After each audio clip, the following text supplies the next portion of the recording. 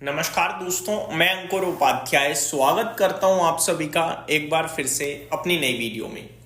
अच्छे खासे बाजार में दोस्तों Manappuram finance and Muthoot finance के शेयर में आपको 3 से 4% की गिरावट और डेज लो के पास कारोबार होते हुए दिख रहा है। इसके पीछे का रीजन है गोल्ड और सिल्वर के प्राइसेस में गिरावट। इनफैक्ट सिल्वर से तो उतना लेना देना नहीं है, लेकिन गोल्ड से लेना देना जरूर है।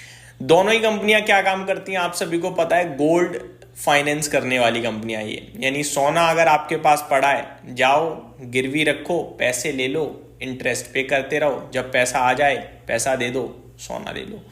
कुछ इसमें पेपर वर्क नहीं होता है, इंस्टेंटली आपको पैसा मिल जाता है, सिंपल, ठीक है।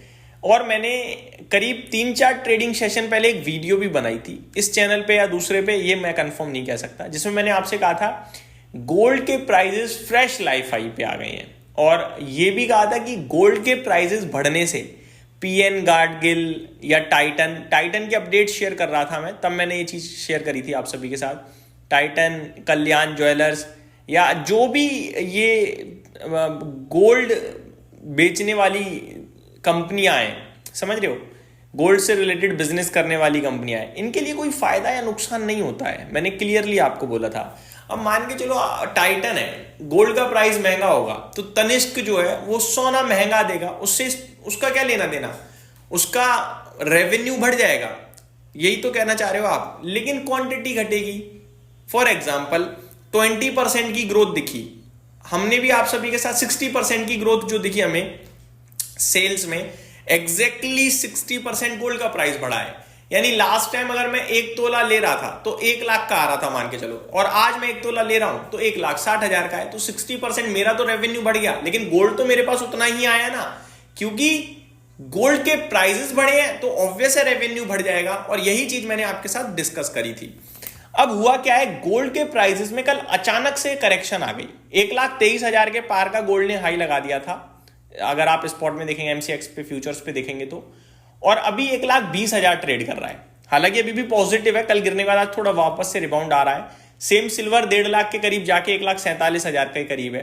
तो जब ये प्राइसेस में गिरावट आई है तो इन कंपनीज के लिए परेशानी का विषय है, और ये मैंने कवर किया था कि गोल्ड फाइनेंस कंपनियों का डायरेक्ट लेना देना है गोल्ड के प्राइस से, क्योंकि अगर गोल्ड का प्राइस महंगा होगा तो लोन टू वैल्यू रेशो बढ़ जाएगा। यानी कि अगर आपके पास 1 तोला है और 1 तोले की वैल्यू आज 1,20,000 है, तो मैं आपको 80 या 70% लोन दे पाऊंगा। ऊपर से मुझे ये भी डर है यार गोल्ड का प्राइस बहुत बढ़ चुका है, कहीं गिरने लगे, तो मैं कोशिश करूंगा 70% ही लोन दूं, और जितना कम लोन दूंगा उतना कम इंटरेस्ट आएगा, जितना ज्यादा लोन बांटूंगा उतना ज्यादा इंटरेस्ट आएगा मेरे पास। तो उसी अगर गोल्ड की वैल्यू 1,20,000 से 1,50,000 हो जाती है तो मैं और ज्यादा लोन बांट पाऊंगा। तो ये गोल्ड फाइनेंस वाली के लिए फायदा होता है। दूसरी बात, मेरे पास अगर गोल्ड पड़ा है, गिरवी रखा हुआ है, मेरे पास किसी व्यक्ति ने गोल्ड दिया, 1 लाख की वैल्यू से दिया था मान लो मुझे, और मैंने उसे 80% फाइनेंस करा, 80,000 रुपए दे दिए। अब कल को गोल्ड की वैल्यू 80,000 रह गई तो वो मेरे से कहेगा चल ले ले गोल्ड, मैं नहीं दे रहा तेरा पैसा, क्योंकि भैया मेरी तो गोल्ड की वैल्यू जो उतना तो तेरा लोन है, तो मैं क्या करूंगा अब देखे, है ना। तो वो नहीं देगा पैसा, तो गोल्ड फाइनेंस कंपनियों के लिए क्या होगा, ये दिक्कत हो जाएगी। लेकिन मानो उसी 1 लाख के गोल्ड की वैल्यू बढ़कर 1,20,000 हो गई, तो अभी गोल्ड फाइनेंस कंपनियों के लिए और फायदा कि मेरे पास तो तेरा 1,20,000 का सामान पड़ा है, मैंने तो तुझे 80,000 ही दिए हैं, है ना।